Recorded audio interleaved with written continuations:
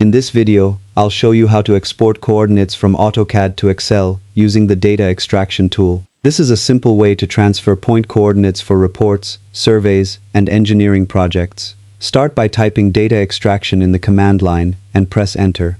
Choose Create a new data extraction, then save the extraction file in a location that's easy to find. Next, select Choose Objects in the current drawing and pick the points or objects whose coordinates you want to export. Press enter to confirm your selection, then continue by clicking Next through the setup pages. When you reach the Object Properties section, clear all categories except Geometry, so only the coordinate information is included. Continue to the Output options, choose to export the data as an Excel file, select a save location, and finish the wizard.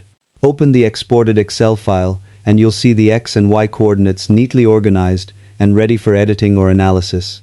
This method saves time, reduces manual work, and makes sharing coordinate data much easier. If you found this tutorial helpful, don't forget to like the video, subscribe for more AutoCAD tutorials, and thanks for watching.